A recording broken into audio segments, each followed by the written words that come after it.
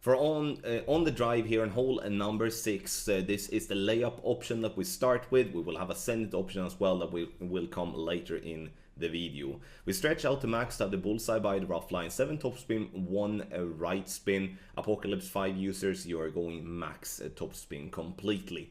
Adjustment is max plus 45 P3 numbers. Yes, 4, 5 and P3 numbers.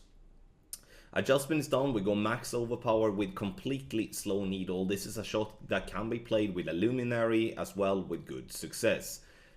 Bounces on the fairway over to the next one and then gets a nice little rollout on to the fairway. And this is a very consistent drive, or at least it has been that in practice, and getting around 450 all the time. And this is going to leave us with a long iron towards the pin. So on the second shot here, we're gonna start by adding 1 bar of backspin. So we're adding the 1 bar of backspin and now making sure to leave the ball guideline short of pin. You can see that I'm looking for the second bounce on the fringe. Tip of the ball guideline could go approximately 1.5 green square short of pin, pointing towards the hole. If anything, favor the left side of the cup.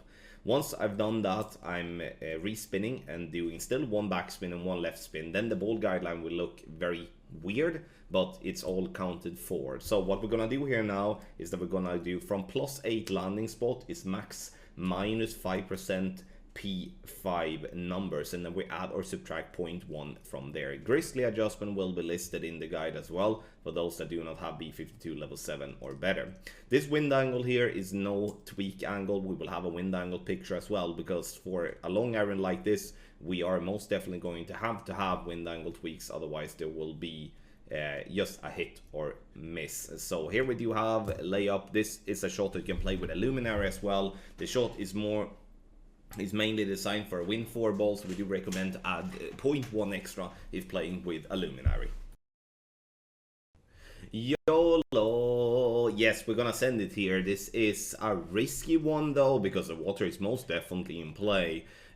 Bullseye by the rough line between the dark and the darker, rough stretch out to max, and then we're looking at the wind angle, and this is what we will classify as the crosswind angle, which will be the yellow angle in the guide.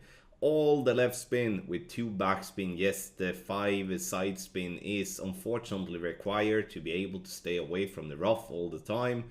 And the backspin sounds weird, but it's honestly working really well. See, we're bouncing fairly close to the rough line, and that's unfortunately something that we will be doing. And that's what I'm saying. This is risky. You need to judge the wind angle correct. You need to make sure to tweak and if necessary.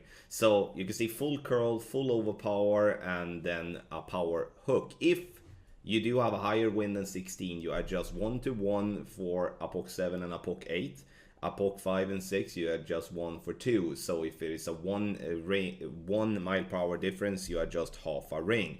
What I would recommend as well to do is that if you do have a high wind in the crosswind angle, we would like to move 1 ring extra to the right for the extra wind push. If we do have a straight tailwind angle, we are not going to move anything to the right. We're going to do a pullback instead as our tweak for not going into the rough at the top. Obviously everything like this will be added into the guide, and together with wedge adjustment, which is going to be the standard max plus 20 P5 with no spin, and then not max but EB school plus 20 P5 no spin, or it's going to be EB school minus 35% P4 max top spin.